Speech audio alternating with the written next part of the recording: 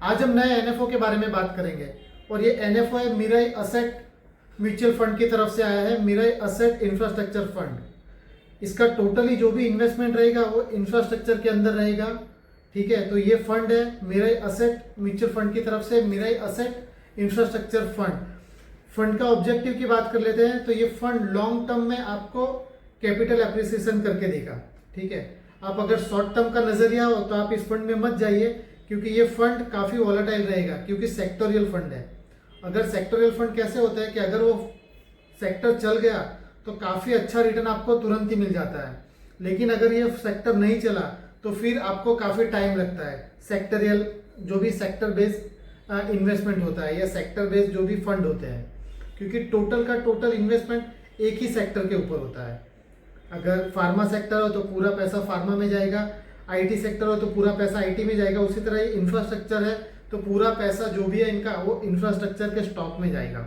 तो अगर ये इंफ्रास्ट्रक्चर का जो थीम है अगर वो चल जाता है तो आपका यहाँ पे अच्छा से अच्छा रिटर्न बन जाएगा शॉर्ट टर्म के अंदर। लेकिन अगर ये नहीं चलता है तो फिर यहाँ पे आपको तकलीफ हो सकती है। तो मेरे की तरफ से ये म्यूचुअल फंड आया है। ठीक है, फंड की बात कर लेते हैं तो ये ओपन एंडेड स्कीम है। ओपन एंडेड स्कीम वो होते हैं जिस फंड के अंदर आप कभी भी एंटर हो सकते हैं और कभी भी अपना पैसा निकाल सकते हैं। ठीक है, उसके अंदर कोई भी लॉकिंग नहीं होता है। आपने आज पैसा डाला, आपको कल निकालना, आप निकाल सकते हैं। आप उसको लॉन्ग टर्म के लिए रख सकते हैं, मतलब आपकी टोटली मर्जी रहती है कि आपकी मर्जी। आप अगर 1 लाख रुपए इन्वेस्ट करते हैं और आप उसमें से 5,000 निकालना चाहते हैं तो 5,000 भी निकाल सकते हैं। आप 10,000 निकालना चाहें 10,000 निकालिए।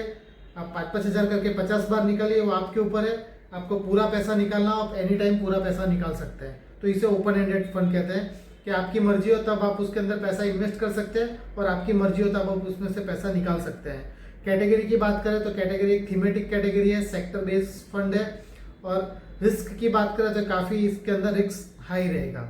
एग्जिट लोड की बात कर लेते हैं तो अगर आप 1 साल के पहले इस फंड के अंदर से एग्जिट लेते हैं तो आपको 1% चार्ज लगेगा, और 1 साल के बाद लेते हैं यानी कि 365 दिन के बाद तो आपको यहाँ पे कोई भी एग्जिट लोड नहीं लगेगा। ऑप्शन और प्लान की बात कर लेते हैं तो ये इसको आप रेगुलर में भी रेगुलर प्लान भी ले सकते हैं और डायरेक्ट प्लान भी ले सकते हैं। रेगुलर प्लान आप किसी ब्रोकर के थ्रू ले सकते हैं, आपके एडवाइजर के थ्रू ले सकते हैं या बैंक के थ्रू ले सकते हैं। डायरेक्ट प्लान आप इनकी वेबसाइट पर से भी जाके ले सकते हैं। ऑप्शन की बात कर लेते हैं तो यहाँ पे आपको 3 ऑप्शन मिलेगा। ग्रोथ ऑप्शन मिलेगा, डिविडेंड ऑप्शन मिलेगा और डिविडेंड री इन्वेस्टमेंट का भी यहाँ पे आपको ऑप्शन मिलेगा।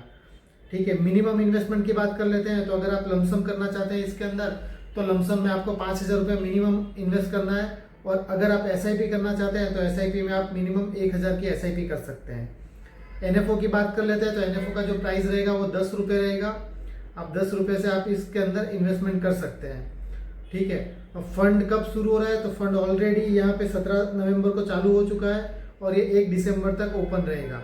ठीक है, 8 दिसंबर को वापस वो परचेस और रीसेल के लिए वो ओपन हो जाएगा सबके साथ।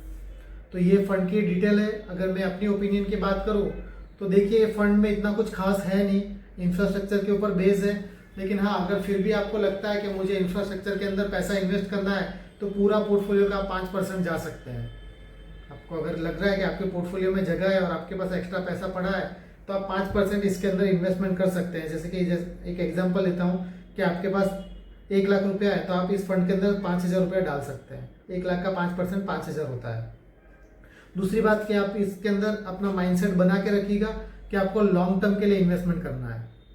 अगर आप शॉर्ट टर्म की सोच रहे हैं तो फिर इस फंड को अवॉइड करिए, क्योंकि सेक्टरियल फंड है। सेक्टर जब चलते हैं तो काफ़ी अच्छा रिटर्न देते हैं। 1-2 साल में आपका पैसा 2 गुना 3 गुना कर देते हैं।